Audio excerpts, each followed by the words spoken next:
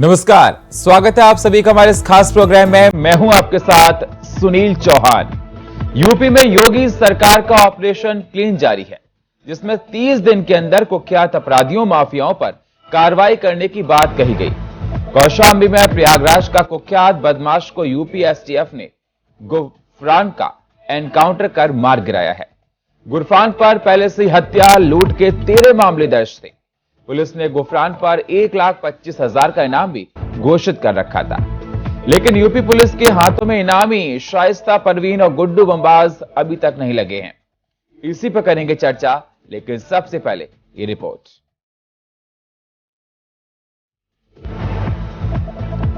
तो जिस प्रकार से देखा जा रहा है कि गुफरान का एनकाउंटर होने के बाद यूपी पुलिस ये कह रही है कि लगातार हम नजर बनाए हुए हैं और जो कुख्यात अपराधी है उस पर कार्रवाई की जाएगी। पुलिस ने इसकी लिस्ट बनाई है और 30 दिन के अंदर काम करने की बात कही है।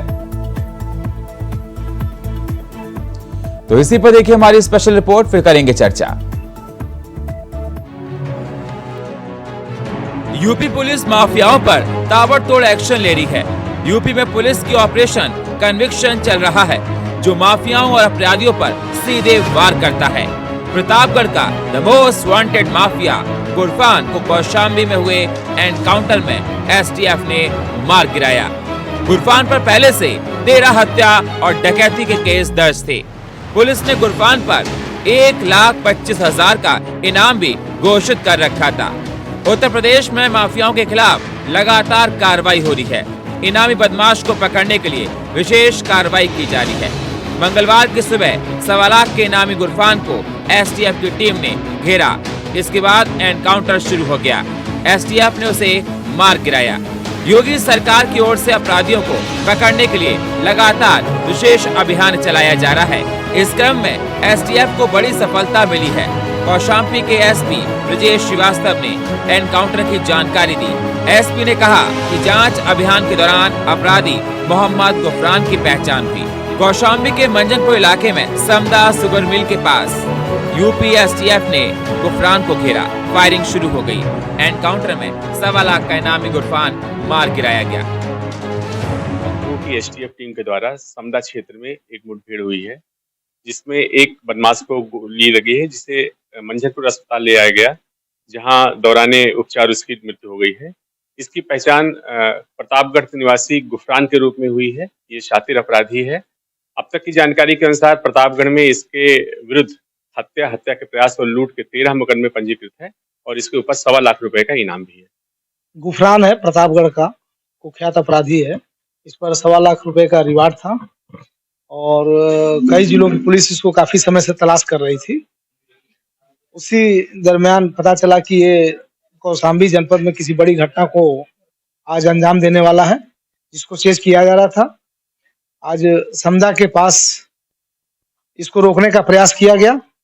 इसने पुलिस बल पर जान से मारने से अंधाधुंध फायरिंग शुरू कर दी। जवाबी फायरिंग में घायल हो गया। घायल अवस्था में इसको अस्पताल भर्ती कराया गया, जहां दौरान इलाज इसकी मृत्यु हो गई। इस पर 1,25,000 रुपए का रिवार्ड था। 1 लाख रुपए प्रयागराज जोन से और 25,000 रुपए सुल्तानपुर जिले से। इससे एक 32 बोर का पिस्टल स्टार का, एक 9mm कार्बाइन और एक अपाची मोटरसाइकिल बरामद हुई है।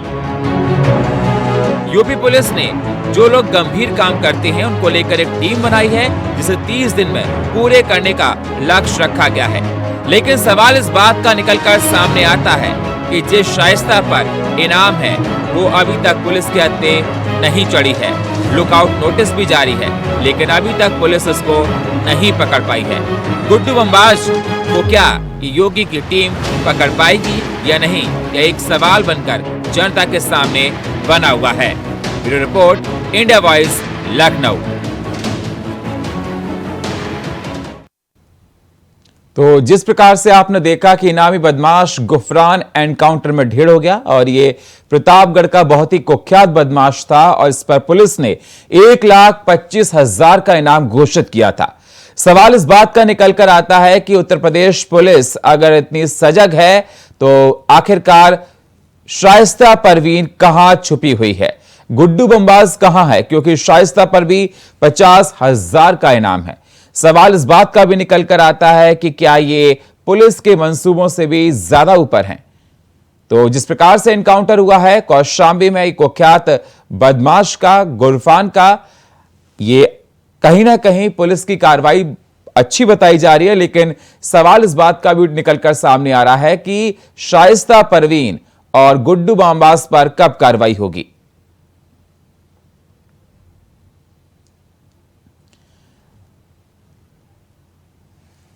तो आपको बता दें, यूपी में शुरू हुआ ऑपरेशन कन्विक्शन, जिसको देखते हुए लगातार देखा जा रहा है कि पुलिस कार्रवाई कर रही है। इसी पर चर्चा करने के लिए हमारे साथ प्रदीप सिंह, नेता बीजेपी, हमारे साथ प्रदीप भाटी, समाजवादी पार्टी के प्रवक्ता, और थोड़ी देर में हमारे साथ जुड़ेंगे वेद भूषण, पूर्व आईपीएस। स्वागत है आप सभी मेहमानों का हमारे साथ चर्चा करने के लिए। प्रदीप भाटी जी, सबसे पहले मैं आपके पास आना चाहूंगा। प्रदीप जी, जब पहले अतीक का एनकाउंटर हुआ, उसके और लोगों का एनकाउंटर हुआ, तो आपने कहा लोकतंत्र खतरे में है, बड़ी परेशानी आपत्ति आप लोगों को हुई थी। आज तो कोई परेशानी आपत्ति नहीं होगी ना आपको? नमस्कार सभी पैनलिस्ट और आपको भी जितेंद्र जी, बहुत बहुत धन्यवाद आपका। जब आप ऐसा सवाल करते हैं तो ऐसा लगता है कि आप विपक्ष को गठखड़े में खड़ा करना चाह रहे हैं। हमें किसी भी अपराधी से कोई भी सहानुभूति नहीं है और ना थी ना रहेगी। ये बात बहुत वंस एंड ऑल क्लियर हो जानी चाहिए।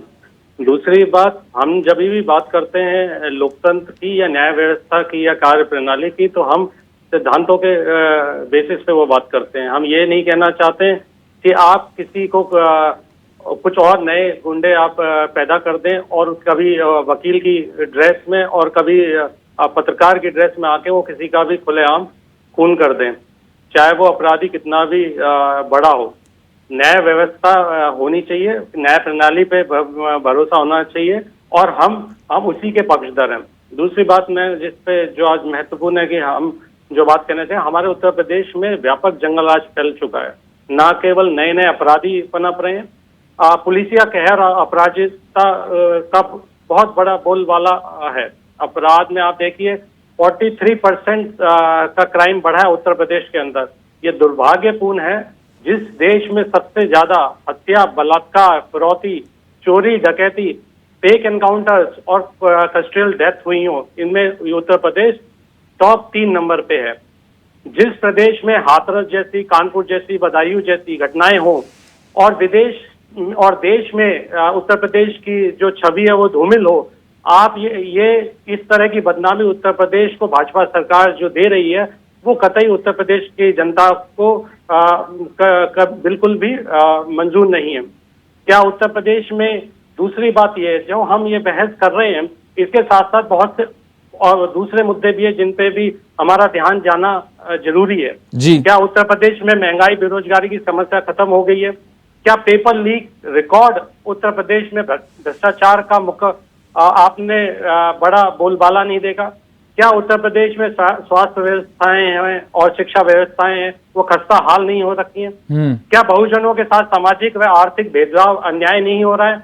क्या आपने नहीं देखा कैसे उनसे उनका हक छीना जा रहा है? और जब भी हम सामाजिक न्याय और जाति जनगणना की बात करते हैं, भारतीय जनता पार्टी उससे भागती हुई नजर आती है और ऐसी नई नई चीजें लेके आ जाती है जिनके ये एक नॉर्मल सामान्य प्रक्रिया है।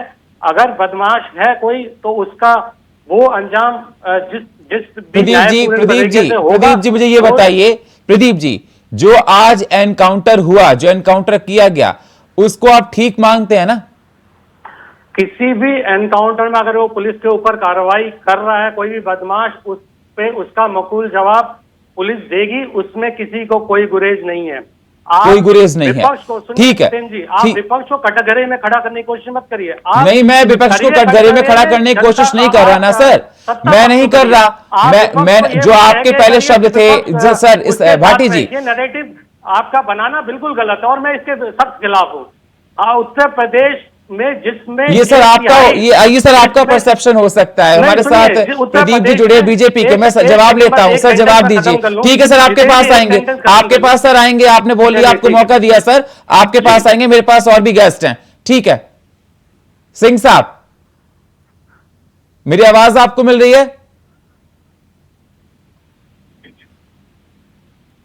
सिंह साहब, मेरी आवाज आपको मिल रही है?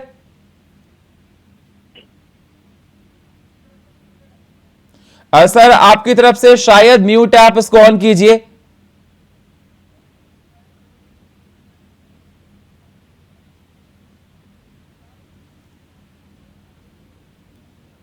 सिंह साहब, मेरी आवाज आपको मिल रही है? मिल रही है, लेकिन आपकी आवाज हमारे पास नहीं आ रही है सर। आपकी तरफ से म्यूट किया गया है, जरा उसको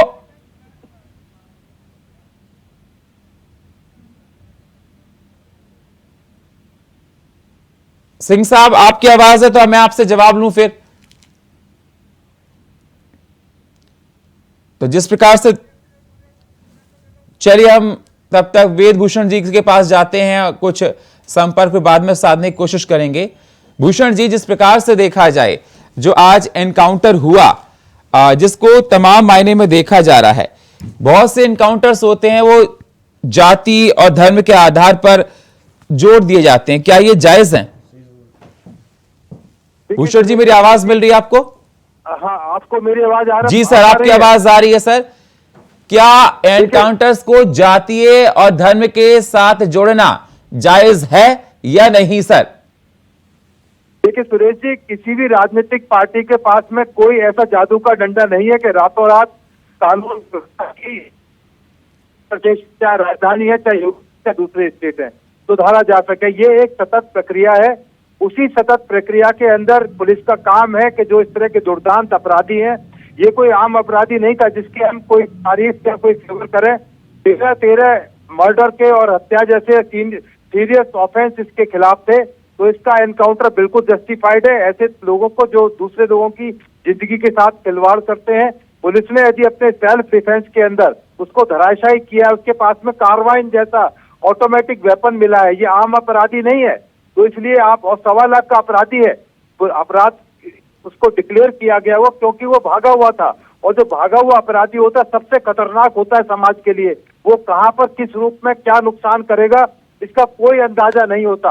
अभी आपने देखा दिल्ली के अंदर एक अपराधी पकड़ा गया जिसने CNRC के अंदर दंगे किए और हेड कांस्टेबल रतन लाल को धराशायी किया था।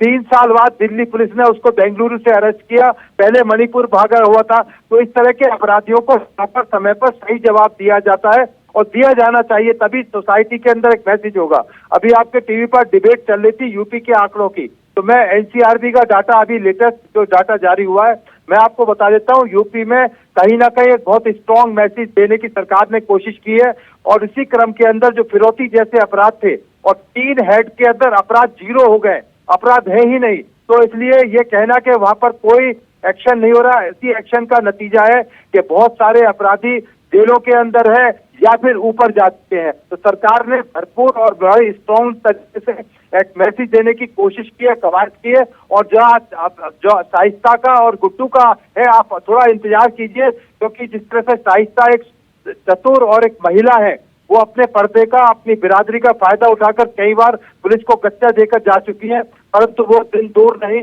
जब मोहम्मद जो शाइस्ता है और गुड्डू है, वो दोनों ही पुलिस के और कानून के शिकंजे में होंगे और कानून अपना काम करेगा। ठीक है सर, ठीक है भूषण जी। मैं प्रदीप सिंह जी आपके पास आऊंगा, मेरी आवाज अगर आपको मिल रही है। उससे पहले कुछ प्रदीप भाटी जी कह रहे हैं, जरा उनको सुन लेते हैं। मैं आपके पास आऊंगा सर। जी भाटी जी। देखिए, जब भी हम NCRB की डेटा की बात करते हैं, मैं पहले भी आदरणीय भूषण साहब को पहले भी ये चीज हमारी डिस्कशन हुई थी, किसी भी हेड में 0 उत्तर प्रदेश में हो जाए ये नामुमकिन है, खास करके फिरौती में, जिसमें फिरौती में रोज कहीं ना कहीं मुकदमे दर्ज होते हैं। तो ये आंकड़ा सही करना दिया जाना चाहिए, जो मेरा प्रोस्पेक्टिव है उसमें। और दूसरा, उत्तर प्रदेश अगर आप देखेंगे तो बहुत सारे चार्टों में नंबर 3 है। मैंने अभी आपको गिनाया, नंबर 1 से नंबर 3 है। ग्राफ बढ़ रहा है, 43% कॉग्निजेबल ऑफेंस में। ये NCRB का ही डेटा है जो हमने कई बार जस्टिफाई भी किया है। और बिल्कुल एकदम सटीक इंफॉर्मेशन जो हम आपको देते हैं वो बिल्कुल वो सटीक है। इस पे अगर कोई आप लंबी बहस भी करना चाहें तो मैं उसके लिए तैयार हूँ। ठीक है प्रदीप सिंह जी, आपने सुना होगा प्रदीप भाटी जी को। प्रदीप जी आपने सुना? जी जी, बहुत मैं कुछ पॉइंट्स आपको बता रहा हूं। उनका कहना है कि उत्तर प्रदेश में जंगल राज है। सुमित जी, देखिए, समाजवादी पार्टी उत्तर प्रदेश की एक इस समय प्रमुख विपक्षी दल है, तो विपक्षी दलों की प्रतिक्रिया के अनुरूप प्रदीप भाटी जी कुछ नया थोड़ी कर रहे हैं, ये तो वही पुरानी लाइन है, उसी पे चली आ रही है पार्टी। किसी भी आप जब भी इस प्रकार के किसी जो है अपराधी का अंत होता है और हम चर्चा में बैठते हैं तो समाजवादी पार्टी का एक ही रोना रहता है। अब बताइए, अतीक अहमद जो इनके टिकट पे लड़ चुका हो चुनाव और फिर उसकी जो है ये स्थिति जब आ गई, उसके बाद भी देखिए केवल प्रयागराज में हिंदू समाज या किसी इस तरह की बात नहीं थी। जितने ज्यादा इंटरव्यू हिंदुओं के नहीं हुए, उससे ज्यादा तो मुसलमानों के इंटरव्यू हुए थे कि उसने जो है अतीक ने उनको कितना अत्याचार किया हुआ था, जमीन हड़पने से लेकर के। तो जब अपराधियों का अपराध करने जब वो निकलते हैं तो कोई जाति नहीं देखी जाती, कुछ बात नहीं होती, वो केवल अपराधी होते हैं। अब जब वो अपराधी हैं और उसी के आधार पर जब उनका सफाया हो रहा है, उत्तर प्रदेश पुलिस कर रही है, तो इनको दर्द होना स्वाभाविक है। और दूसरी बात, ये भाटी जी जो है किसी डेटा को, अब बताओ आप, जो खाता न भाई जो हम पे वही सही, तो चरित्र के अनुरूप समाजवादी पार्टी किसी दूसरे की बात को समझती मानती है ही नहीं। अब वेदभूषण जी, अब मैं तो देखिए शायद हम राजनीतिक कार्यकर्ता प्रदीप भाटी जी हैं, मैं हूं, आप पत्रकार हैं, लेकिन वेदभूषण जी तो पूर्व में पुलिस सेवा के अधिकारी रहे हैं। तो मेरा ऐसा मेरा इंफरेंस है कि वो थोड़ा सा ज्यादा सटीक डेटा लेके आओगे। एनसीआरबी का डेटा उन्होंने लेटेस्ट प्रस्तुत किया। अब आप अर्जुनी समाजवादी पार्टी के प्रदीप भाटी जी को स्वीकार नहीं है, मतलब हम जो कहें वही सही नहीं। दो तीन बातें आप ये डेटा कोई भी ये डेटा मान सकते हैं। एक्चुअली क्या है कि समाजवादी पार्टी के ही ये लोग इस प्रकार की घटनाओं को जब अंजाम दिया करते थे, अब ये नहीं कर पा रहे। बेहद दुख वही है, असली दुख वही है। देखिए सुमित, ये बात कतई मतलब स्वीकार नहीं की जा सकती, इनके ये आरोप को कतई स्वीकार नहीं किया जा सकता, जो कि निराधार है कि उत्तर प्रदेश में सोशल सिक्योरिटी पहले से बढ़ी। अब इनको कहां से स्वीकार होगा, क्योंकि ये शासन में ही है, 5 साल से नहीं थे, फिर आने वाला और 4 सालों के लिए नहीं है। तो वो दुख का तो है ही। तो ये भ्रम की स्थिति जो फैलाने की कोशिश हो रही है। आप देखिए, चुनाव पूर्व मुजफ्फरनगर में एक जो है समुदाय विशेष का व्यक्ति था, उसकी अकल और उसकी हिम्मत देखिए। अब चूंकि सरकार नहीं आई तो मुझे नहीं पता कि मीडिया बंधु उससे खोज करके उसको दोबारा ले रहे हैं, ठीक है ले रहे हैं। प्रदीप सिंह जी, एक सेकंड, प्रदीप सिंह जी, एक सवाल तो बनता है। जिस प्रकार से देखा गया कि अतीक का मर्डर हुआ तो सभी को पता था गुर्गे ने किया। मैं आपसे जानना चाहता हूं कि हर एनकाउंटर होते, हर चीज होती है, मास्टरमाइंड अतीक का कहां गया, उस पर कार्रवाई कब होगी?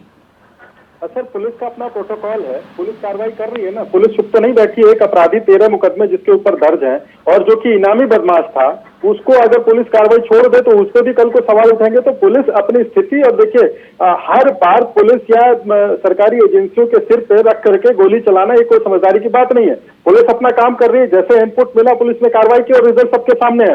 पुलिस ऐसा तो है नहीं, तो जो उस पर्टिकुलर केस में जो लोग हैं, पुलिस समय आने पे उसको भी जो है बेपर्दा करेगी। धैर्य रखिए, प्रतीक्षा करिए। पुलिस, उत्तर प्रदेश पुलिस बहुत ही सक्षम पुलिस है आदरणीय उत्तर प्रदेश शासन की, और वो अपना कार्य समय आने पे कर देगी। और ये देखिए, जो ये लोग आरोप लगाते हैं, क्या जितने भी हत्यारे थे वो क्या फ्री घूम रहे हैं? वो है अंदर ना। अब प्रोटोकॉल के अंतर्गत आप चाहेंगे कि आपके मन से कार्रवाई भी करे पुलिस, तो ऐसा तो नहीं चलेगा ना। पुलिस संवैधानिक रूप से संविधान के प्रति अपनी, ठीक है, मैं जवाब देता हूँ भाटी जी से। जी भाटी जी, जवाब दीजिए। सुनील जी, आपने अभी देखा मेरे भाई प्रदीप जी ने अपना आधा समय उसमें किसी धर्म विशेष के लिए बारे में बात करने में लगा दिया अपराधी की। मैंने तो अपने पूरे व्यक्तित्व में कहीं पे भी ये नहीं कहा कि वो किस धर्म का था, क्या था। हमने तो सिर्फ अपराधी को अपराधी कहा। आपने देखा किस तरह से कौन इसमें राजनीति करना चाहता और क्या राजनीति वो कर रहे हैं भाजपा भारतीय जनता पार्टी, वो जग जाहिर है। दूसरी बात, मैं इसी कानून व्यवस्था की ये बात कर रहे थे। मैं आप, क्योंकि सुनील जी आप भी पत्रकार बरादरी से आते हैं, तो मैं सिर्फ पत्रकारों से शुरू करता हूँ और आपको ये सूरत हाल से लेके जाता हूँ कि उत्तर प्रदेश में क्या हालत है न्याय व्यवस्था की, कानून व्यवस्था की। अब भारतीय लोकतंत्र के आप ये चौथे स्तंभ है। आप देखिए प्रदेश में अभी आज की घटना है कि उन्नाव में एक पत्रकार को गोली मार दी जाती है। भाजपा के विधायक और अखिलेश यादव जी मुख्यमंत्री थे जब एक पत्रकार को जलाया भी गया था, इस पे भी थोड़ा सा बिंदु डाल लीजिए ना। सर मैं सवाल ले लूंगा, सर बोलने दीजिए, मैं आपके पास आता हूं। भाई आप धैर्य से अगर सुन ले तो सब पे बिंदु डालूंगा, आपका समय है तो आप भी बोलिएगा। आज की घटना है कि उन्नाव में भाजपा एक पत्रकार भाई को गोली मार दी जाती है। उन्होंने अब पहले ही तहरीर दी थी कि भूमाफिया और भाजपा के विधायक मेरी हत्या कराना चाहते हैं। मिर्जापुर में आपने पत्रकारों का हाल देखा, किस तरह से उन्हें बेदर्दी से मारा गया। बलिया में आपने देखा कैसे पत्रकारों को जेल, अभी मैं सिर्फ पत्रकारों की बात कर रहा हूँ, पत्रकारों को जेल भेजा गया। आपने यही हाल आपने कैसे नंगा करके पत्रकारों की परेड कराई गई, ये सिर्फ पत्रकारों के खिलाफ हुआ। आप आम जनता की तो बात ही छोड़ दीजिए कि उत्तर प्रदेश में क्या हो रखा है। जिस प्रदेश में आईपीएस जनता की फिरौती, अभी आदरणीय भूषण जी कह रहे थे कि फिरौती तो खत्म हो गई, जिसमें आईपीएस खुद जनता से फिरौती के चक्कर में फरार था और जेल में है। एक आईपीएस पे जांच बैठी हुई है और ऐसे काफी लोग हैं जिन पे जांच बैठी हुई है, वो कह रहे थे फिरौती की कोई घटना ही नहीं हुई उत्तर प्रदेश में। दूसरी बात आप देखिए, औरैया में 50 किलो चांदी मिल जाती है, पूरा थाना जिसमें लिप्त था, खुद एसएचओ लिप्त थे। आप देखिए भाजपा जो जहां पे थाना में बाइक चोरी में लूट में पुलिस वाले वो जे तो जो एक बात जो वो बहुत पहले से जग जाएंगे, यथा राजा तथा तंत्र, तो आप तंत्र उसी तरह से चल रहा है जैसे हमारे राजा उसको चलाना चाह रहे हैं। जहां तक बीजेपी जो मेन मुद्दे हैं जिन पे हालांकि बहस होनी चाहिए, जैसे मणिपुर में जो हाल हो रखा है, युवाओं की जो बेरोजगारी की जो फौज खड़ी हुई है, प्रदीप जी उस पर बात नहीं करेंगे क्योंकि वो बहुत चुभने वाला और उससे दूर भागने की प्रयास करते रहेंगे। आप देखिए आज ही पेट्रोल और डीजल का भाव तो आपको पता ही है, गैस का भाव पता ही है। आज टमाटर इन टॉपिक पे बाद में बात करेंगे ना सर, वो बाद में बात हो जाएंगी, महंगाई पर, मणिपुर पर, इन सब पे बाद में बात हो जाएंगी। बात आज हम टॉपिक पर कर रहे हैं, जो उस पर बात कीजिए सर। ठीक है, चलो उसी टॉपिक पे बात कर लेते जी। इनके राज्य से लेके उपाध्यक्ष किस गिनौने अपराध में लिप्त है। आप ये देखिए, औरैया से लेके मेरठ तक, मेघालय से लेके भोपाल तक, ठीक है, ऐसे अपराध की तो ठीक है भाटी जी, यहाँ पे चर्चा भी नहीं करना चाहते। ठीक है सर, मैं जवाब लेता हूँ, भूषण जी हमारे पास है, हमारे साथ सिंह साहब भी हैं। सिंह साहब मैं आपके पास आऊंगा। भूषण जी आपने सुना? भूषण जी मेरी आवाज मिल रही है आपको? जी बिल्कुल मिल रही है, आपकी आवाज मिल रही है। भाटी जी को आपने सुना, आपके तमाम सवालों पर उन्होंने आपके तमाम जवाबों पर उन्होंने सवाल उठा दिए। देखिए, अभी आपको याद होगा गोरखपुर में शाही परिवार के खिलाफ बहुत बड़ा एक यूपी की पुलिस ने, यूपी की सरकार ने बहुत बड़ा डिमोलिशन का एक अभियान चलाया था। आपको पता है सैकड़ों हजारों करोड़ रुपए की उनकी प्रॉपर्टी उन्होंने गवर्नमेंट ने अपने कब्जे में ले ली और डिमोलिश कर दी। तो उसमें तो धर्म जाति नहीं देखी गई थी, विकास दुबे का इससे पहले हो चुका है। जहां तक मणिपुर का और दूसरी जगह की बात है, ये 70 साल किसकी सरकारें थी, मिशनरीज को और मदरसों को किसने बढ़ावा दिया, ये सवाल पूछे आप उनसे भी कि मिशनरीज को और मैंने सर पूछा उनसे, मैंने उनसे पूछा, मैंने पहला ही सवाल उनसे ही कहा था, जब अतीक का हुआ, जब अतीक का एनकाउंटर हुआ तो समाजवादी पार्टी की तरफ से था कि लोकतंत्र खतरे में है। आज एनकाउंटर हुआ तो मैंने पूछा कि लोकतंत्र खतरे में है कि नहीं है।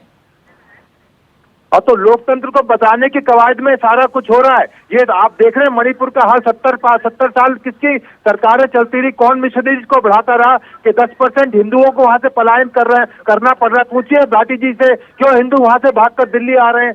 पूछे भाटी जी, जवाब दे उस बात का कि 90% क्रिश्चियंस को कौन बढ़ावा अब तक देता रहा वहां पर। पूछे आप उनसे सवाल इस चीज का। तो ये एक उसी क्रम का एक हिस्सा है कि जिस तरह से इलीगल मदरसों को यूपी में बढ़ाया गया, क्या उनको अभी भी बढ़ाने दिया जाए? क्या वही स्थिति आ जाए मणिपुर वाली कि हिंदुओं को यूपी भी छोड़कर जाना पड़े दूसरे स्टेट में? पूछे आप भाटी साहब से, उसका जवाब दीजिए। मैं भाटी जी के पास जाऊंगा, मेरे साथ प्रदीप सिंह जी कुछ कहना चाहते हैं। प्रदीप सिंह जी। चौहान साहब, अभी थोड़ी देर पहले भाटी जी जितनी भी सारी वारदातें गिना रहे थे, ये जो पुलिस थाने में ये हुआ, ये पकड़ी गई, ये आईपीएस पकड़ा गया, मेरा एक सवाल है कि इनको पकड़ने वाली किसी अन्य राज्य की या किसी दूसरे ग्रह की एजेंसी थी? उसको भी तो उत्तर प्रदेश की एजेंसी ने ही पकड़ा है ना, या उनको समाजवादी पुलिस ने आकर के कानून के हवाले किया है? इस प्रश्न का जवाब दें। तो आप जो तंत्र है, जो राज्य की पुलिस है या जो राज्य की दूसरी एजेंसियां हैं, आप उन पे आरोप लगाने से पहले थोड़ा विचार कर ले मित्र कि ये जो आप जितने ये पुलिस क्या कर रही है, मतलब इधर हुआ वो हुआ, आईपीएस पकड़ा गया और थाने में ही ये सब कुछ हो रहा है। तो थाने में पकड़ा गया ना, तो ये क्या कानून अपनी कार्रवाई नहीं कर रहा? आप उससे क्यों आंखें मूंद रहे हैं? सर, आपको ये स्वीकार करना होगा कि समाजवादी पार्टी के शासनकाल में जितनी भी घटनाएं हुए हैं उसकी आधी से भी कम हो रही है। मैं ये नहीं कहता कि एकदम से बंद हुई है, लेकिन पुलिस हाथ पे हाथ धरे नहीं बैठी है। उत्तर प्रदेश पुलिस अपना काम कर रही है, अपनी जो जिम्मेदारियां हैं उनको कानूनी तौर पे निभा रही है। आपको परेशानी होना स्वाभाविक है, क्योंकि आपके सारे जो राजधानी वाले काम थे, जो समाजवादी पार्टी के कार्यकर्ताओं या उस विचारधारा को मानने वाले लोगों के काम थे, छूट, झोटी, छिनैती, डकैती, ये सब बंद पड़े हैं, इसलिए आपको तकलीफ होना स्वाभाविक है। ठीक है, भाटी जी फाइनल कमेंट दीजिए आप। देखिए, भाजपा की गंगोत्री में डुबकी लगा के कौवे भी हंस बन जाते हैं।